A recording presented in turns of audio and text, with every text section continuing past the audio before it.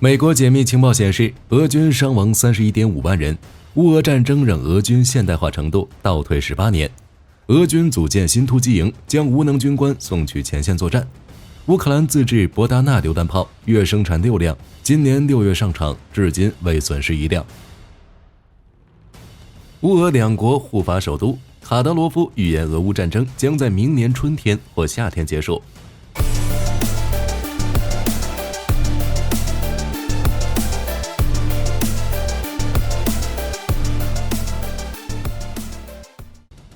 乌俄战场持续至今，双方的损失愈发严重。12月12日，乌克兰的战报显示，俄军伤亡人数突破34万。不过，美国在同一天发布了一份解密情报评估报告，显示俄军在战场上的伤亡达到了31.5万人。同时，报告还评估，因为俄军的人员与装备损失，导致俄罗斯的军事现代化进度倒退18年。综合外媒报道，乌俄战场刚开始的时候，俄罗斯出动兵力达36万人。战争至今造成31.5万名士兵伤亡，这已经达到俄军战争初期出动兵力的87%。美国的解密报告显示，俄军之所以损失严重，主要是放宽了招募士兵的标准，征召囚犯部署至战场。除了人员伤亡，俄军的装备也遭受了严重损失。俄军的3500辆主战坦克损失了2200辆，其余装甲车也有1/3被毁。这点也有迹可循。当前的乌俄战场上，就算是俄军当中最精锐的禁卫军，也要使用 T62、T5、T10 这种从仓库里拉出来的老装备。至于乌军的伤亡，目前属于是机密。乌克兰的官员表示，揭露此数字可能会损害乌克兰为了战争所做的努力。不过在12月8日的时候，《纽约时报》引述美国官员的说法，乌军的阵亡人数接近7万人。关于俄军的人员伤亡与装备损失，火力军还是很认可的。动员兵的训练严重不足，装备基本上都是破烂，确实打不了，只能在战场上当炮灰。这点火力军之前说了很多次。不过对于这种说法，俄罗斯选择了否认，坚称北约夸大了俄军在战争中的伤亡人数，而乌克兰的损失被严重低估，装备方面也不如北约说的那么不堪。这就有一个问题了，乌俄战场上的实际情况是什么样子呢？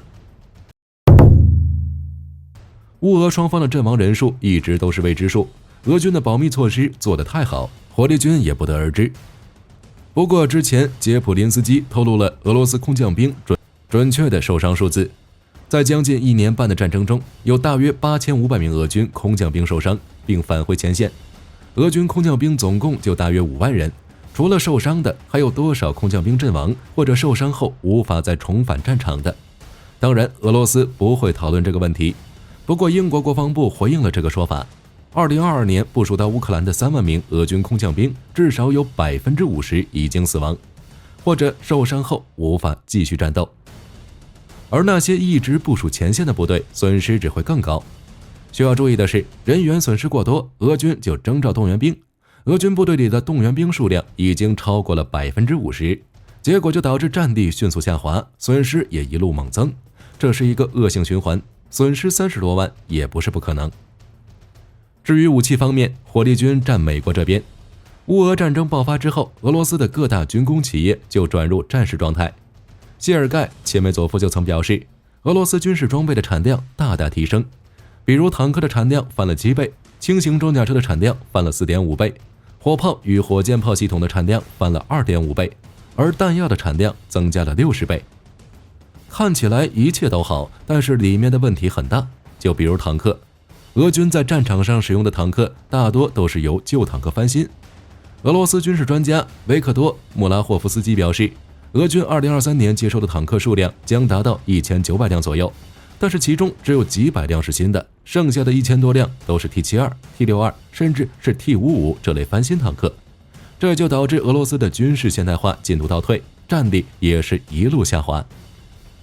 所以就目前的情况来说，美国的解密情报评估报告可信度确实很高，无论是人员伤亡数量还是损失的装备都是有迹可循的。当然，俄军人员伤亡数过高，除了装备问题之外，战术也是一个因素。为了避免这种情况，俄军组建了一个新突击营，准备把那些无能军官全部送到前线作战。12月12日，乌克兰真理报报道，根据乌军掌握的情报，俄军在乌克兰南部组建了一支新突击部队，将无法指挥下属作战、没有纪律以及缺乏积极性的军官都编入突击营，然后送到前线作战。报道中表示，俄军这是效仿1918年至1920年期间在俄国内战中白军对抗苏联红军的做法。同时，报道称，乌克兰参谋总部发言人科瓦列夫在全国联合新闻广播中播出访谈中透露这项消息。按照他的说法，俄军成立军官突击队的命令由俄罗斯驻乌克兰第聂伯军团的新指挥官杰普林斯基上将下达。杰普林斯基原本是俄军空降部队司令，10月底接替马卡雷维奇，出任第聂伯河军团新指挥官。根据俄罗斯消息报报道，马卡雷维奇因为作战失败遭到撤换。有意思的是，按照科瓦列夫的说法，下达这个命令的杰普林斯基在军队中的评价也不高，属于出了名的不在乎属下死活。具体情况可以参考俄军空降兵现状。俄军对空降兵的定位有问题。乌俄战争之初，俄军空降兵承担了夺取基辅的任务，只是结果各位也都知道，机场被乌军封锁，不仅导致俄军空降兵损失惨重，后续运输机也无法降落，甚至还有多架满载空降兵的运输机惨遭击落。之后，俄军空降兵就不再执行类似任务，而是被当作精锐突击步兵投入到马里乌波尔、北顿涅茨克、利奇昌斯克以及巴赫穆特等战线，战术主打一个不计后果，说不准之后能在军官突击营看到杰普林斯基。另一边，乌军自研的自行榴弹炮也在战场上大杀特杀。12月初，泽连斯基通过社交媒体宣布，乌克兰陆军又接收了6辆 2S22 博达纳155毫米自行榴弹炮。至此，乌克兰装备的博达纳已经达到了30辆。博达纳榴弹炮于2015年开始研制，在2018年进行实弹演习，在同年的基辅独立日阅兵式上首次亮相。目前在乌军服役的博达纳榴弹炮底盘基于8×8的捷克 TATRA T815，卡车底盘后部则是一门155毫米北约标准榴弹炮，不再受限于俄罗斯152毫米系列，与北约标准弹药兼容，可以发射射程为35公里至40公里的高爆弹，以及射程为45公里至60公里的火箭助推弹，最大射速每分钟6发，卡车可以携带20发弹药，底盘两侧也装有弹药。同时，博达纳榴弹炮采用半主动装弹机制，需要人工将弹丸放到指定的托盘上，然后将托盘升高并导入炮管通道。一般情况下需要2名士兵操作。更重要的是，在俄军导弹、无人机的袭击下，乌克兰依旧可以以每月6辆的速度生产。博达纳榴弹炮由乌克兰克拉马托尔斯克重型机具厂与斯洛伐克国防工业公司技术合作，并以后者生产的 EVA 榴弹炮为基础，针对乌克兰的需求进行改进。目前有25家乌克兰企业，约400名专家投入博达纳生产，部分关键零件则是在国外制造，将部分生产流程分散，保护产线免受俄军攻击。而且前线作战的30辆博达纳榴弹炮没有1辆彻底损毁，又有极少数受到损伤，目前正在修复。同时，防务快报引述开发商的资料称，博达纳榴弹炮的造价大约为250万美元，比法制的凯撒都便宜。乌俄战争打完之后，说不定乌克兰还可以靠博达纳赚点钱。12月14日凌晨，莫斯科遭遇无人机袭击。据莫斯科市长谢尔盖·索比亚宁透露，俄防空部队在纳罗夫明斯克城区击落了攻向莫斯科的无人机。可见乌克兰对俄罗斯境内的袭击每天都在增加，且规模也正在加大。同样在当天，俄罗斯对乌克兰首都基辅进行了大规模导弹袭击时，但均被乌克兰防空部队的力量和手段摧毁。值得注意的是，俄军在导弹袭击前，俄罗斯黑客组织 Solent Spike 袭击了基辅最大的移动运营商基辅之星，导致其出现大面积瘫痪，用户面临网络不足、无法拨打电话或发送信息等情况。好在乌克兰安全局已介入帮助恢复，很快就可以恢复。基辅之星公司承认，这是该公司历史上遭遇的最大规模的黑客攻击。回到战场上，首先来看马林卡。乌克兰塔夫里亚战区指挥官奥列克桑德尔·塔尔纳夫斯基驳斥了俄罗斯声称占领顿涅茨克附近马林卡的说法，称乌军第46旅无人机仍在攻击马林卡的俄军部队，俄军并未完全占领马林卡。不过他也强调，俄军还在集结部队进攻，甚至是发动空中袭击。阿夫迪夫卡前线，俄军袭击次数急剧增加，但更多的是步兵冲锋。据战争研究所称，俄军继续在阿夫迪夫卡周围推进，但进展缓慢。在南部工业区，俄军的战术地位虽然略有改善，但多次发起的进攻均被乌军击退。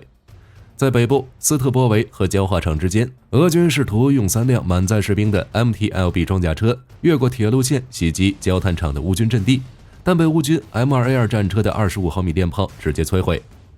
乌军第47机械化旅还上传了一个视频，显示大量俄军步兵的死亡。如今俄军在阿夫迪夫卡至少损失 1.5万人和大量装备。面对如此惨重的损失，俄罗斯指挥部也忽然改变了说法，称夺取城市可能不是他们的首要目标，但俄总参谋部制定的目标却依旧没有改变。俄军不得不继续向阿夫迪夫卡发起步兵冲锋。东部战区在库皮扬斯克方向，乌克兰的豹一 A5 被拍到，这应当是要进攻的一个信号。果然，在俄军对库皮扬斯克和克雷明纳的袭击没有成功后，乌军趁机对辛基夫卡发起反击，拿下了俄军一个战壕，抓了6个俘虏。巴赫穆特战区在北翼，乌军显然已经得到无人机和火炮的增援，俄军被迫撤离别尔西夫卡边缘的阵地，重新构筑掩护阵地。在南翼，乌军摧毁了一支准备部署的俄军攻击集团，大量俄军装甲车、坦克被乌军火炮和无人机摧毁，乌军火力也明显增强。有传言称 PZH-2000 自走炮已经抵达巴赫穆特增援，但尚未得到证实。扎波罗热战区，俄军对罗伯基涅以西的进攻失败，被反推回1周前的位置。目前乌俄双方正在这里进行阵地战。赫尔松战区在第聂伯河前线，据俄方的消息显示，克林基正受到来自森林地区和东部郊区的攻击，说明乌军正向克林基以南推进。据悉，已有几个俄军阵地被占领，其中包括俄军迫击炮阵地。同时，乌军第35海军陆战队无人机还在克林基摧毁了俄军一辆 BTR-82A 装甲车。除此之外，据战争研究所报告显示，乌军在这里有了新部队的增援，正继续在左岸扩展阵地。为此，俄军进行了紧急部署。据防务快报显示，俄军紧急将武装直升机部队从位于别尔江斯克附近的查普林卡空中基地转移到了位于克里米亚阿拉巴特海滩附近的临时停机点，那里共有20个直升机起降点，停放了包括米8河马、米24雌鹿、卡52短吻鳄以及米28暗夜猎手等各型直升机。俄军这样大规模的紧急部署，间接证实了赫尔松战局不利，是想用直升机部队来增援赫尔松方向作战的俄军。总体来看，据12月14日乌克兰发布数据显示，俄军新增损失再创单日纪录，各项损失数据都已表明，俄军各战场都加大了袭击次数，试图消耗乌军来夺取目标。但从结果来看，换来的只有毫无意义的巨大损失。最近，俄罗斯大网红车臣领导人卡德罗夫再次吸引了关注，因为他13日预测说，俄乌冲突将在明年春天或夏天结束。他言称基辅很快就会耗尽资源，自己的车臣士兵将在这场入侵行动中发挥重要作用。据俄媒今日俄罗斯报道，小卡在一场视频会议上称，如果俄罗斯采取以色列打击哈马斯的手段，不到3个月的时间便可摧毁整个乌克兰。小卡还强调了车臣部队的实力是有能力拿下基辅的。他说，去年车臣部队一度挺进到距离乌克兰首都基辅只有7公里之处，只待普京一声令下便可拿下基辅，但普京却下令让我们尽可能保持基础设施和城市完好无损，不然早就占领了基辅。所以对于接下来的战斗，小卡相信自己部队的能力会起到关键性作用。他自己本人也密切关注前线的进展。他预言称，乌克兰将出现兵力、武器和资金的短缺，最晚将在明年6月或7月完全削弱乌克兰的军事实力，届时战争将结束。那这次会不会又是唬人作秀呢？毕竟小卡的前科太严重了。当初俄罗斯出兵侵略乌克兰时，小卡和他的车臣部队就紧跟其后助阵，但到了战场上，却因多次被抓包摆拍、四处作秀、瞎发言，被外媒戏称为 TikTok Force。小卡也被冠上打卡王、网络战神等绰号。他如今这样发言，很难让人信服。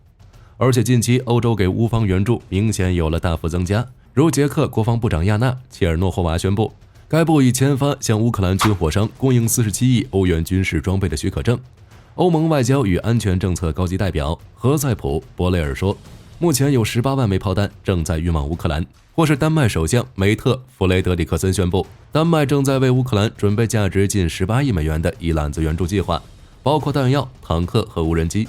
除此之外，还有挪威年底前的18亿美元援助和向乌克兰提供海军舰艇，以及德国总理舒尔茨也表示，另一套爱国者防空系统已经交付乌克兰，并公布了2024年援助乌克兰80亿欧元的细节等等。当然，也有人认为小卡的发言是可信的，说他活得比较明白，不像铁头娃普里戈金都把自己打没了，只有苟住才是硬道理。大家觉得小卡这次跳出来是为了刷存在感吗？还是俄方向外界释放信号要大举进攻了呢？好了，关于当前的俄乌局势，大家是什么看法？欢迎在评论区留言。我是火力军，下期再见。